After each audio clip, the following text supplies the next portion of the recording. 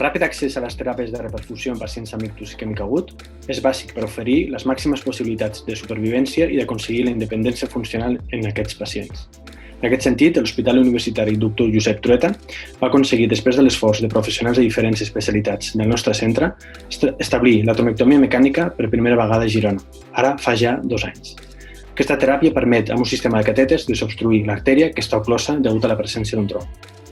Durant aquest temps s'han tractat més de 100 pacients amb aquesta teràpia amb uns molt bons resultats.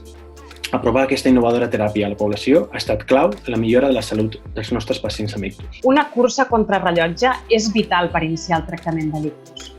La trombectomia mecànica, un tractament revolucionari, altament efectiu per evitar seqüeles greus i permanents, s'ha de començar el més aviat possible.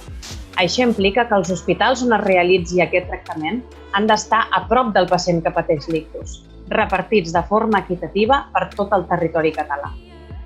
Amb l'objectiu que aquest tractament es realitzi a la nostra província, s'ha dut a terme l'organització d'un equip multidisciplinar que involucra principalment radiologia intervencionista, infermeria especialitzada en el tractament de l'ictus agut, anestèsia, neurologia, així com el personal del SEM i urgències.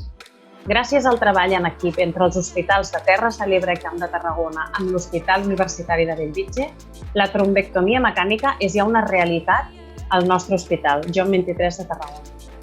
Per nosaltres és una gran motivació oferir aquest tractament i que se'n pugui beneficiar tota la població a un hospital proper.